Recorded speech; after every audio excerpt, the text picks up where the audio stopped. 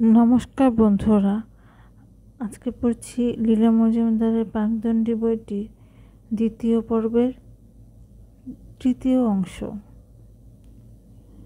একটা মজার গল্প বলি। আমাদের সেই বিয়ের রাতে অনেকের জুতো চুরি গেছিল। তাদের মধ্যে একজন হলেন সুধীন্দ্রনাথ।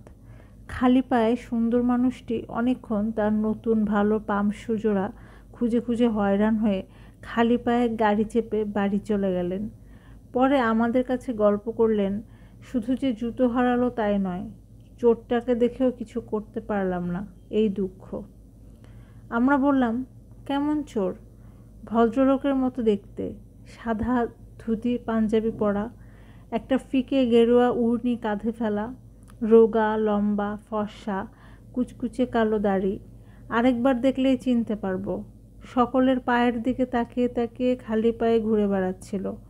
দেখেই বুঝলাম প্রফেশনাল। সঙ্গে দল আছে, তাদের কাছে আমার জুতো পাচার করছে। আমি তো শকড। আরে ও যে আমার নানকুদা উপেন্দ্র কিশোরের ছোট ছেলে সুবিমল। ওরও নতুন জুতো সেদিন খোয়া গেছিল, তাই সকলের পা দেখছিল, কেউ যদি ভুল করে পড়ে থাকে।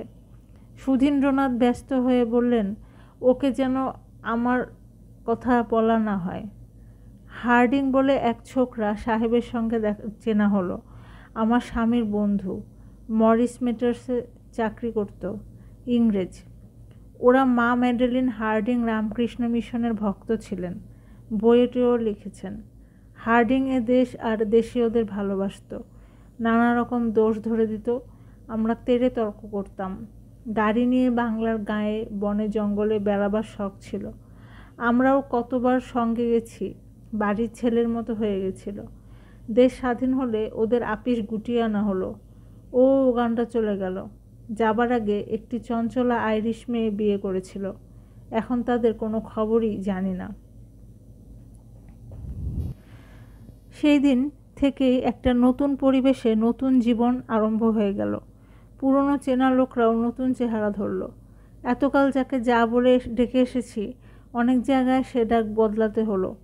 আমার শ্বশুর ছিলেন বাপের সমান ছোট ছেলে, আমার স্বামী তার ছোট ছেলে, আমি তার চেয়ে 11 বছরের ছোট। হঠাৎ কেমন বড় হয়ে গেলাম। আমার বড় ভাসুর ডাক্তার J.N. মজুমদারের মেজ ছেলে ডাক্তার জ্ঞান মজুমদার আমার কলেজ জীবন থেকে চেনা, আমার চেয়ে বছর 2 বড়। সে আমার ভাসুরপো হয়েছিল, ভক্তি ভরে প্রণাম করল।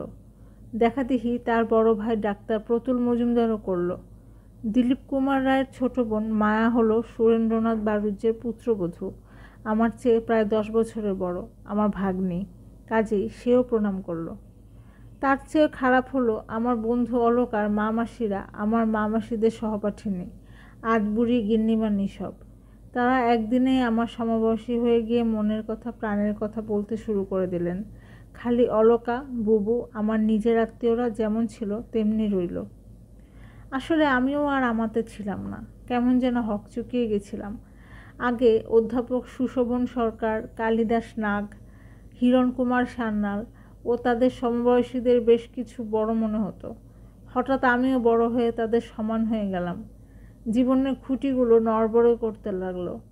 ভাবলাম, এ আবার কি? পুরনো কাপড় চোপড় জিনিসপত্রের বেশিরভাগের যেমন বিল বন্দোবস্ত করে এসেছি, এও কি তাই নাকি? সব কিছুকে অবাস্তব আর অকিঞ্চিতকর বলে মনে হতে লাগলো।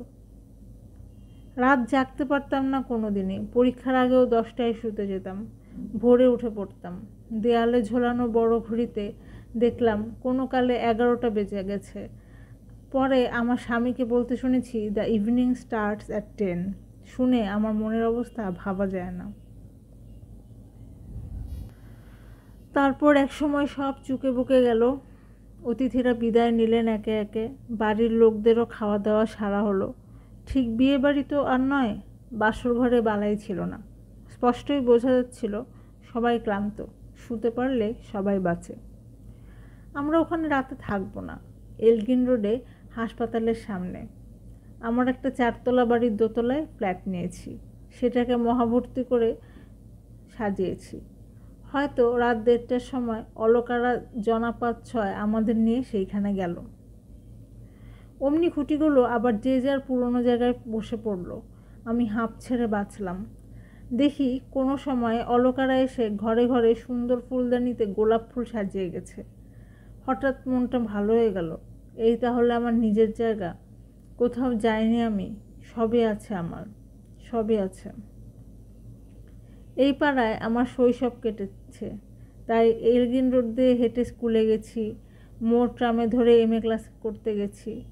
এখান থেকে 5-7 মিনিটের পথ দূরে আমার মা, বাবা, ভাই, বোন এখন নিশ্চয়ই গভীর ঘুমে ঘুমিয়ে কাদা।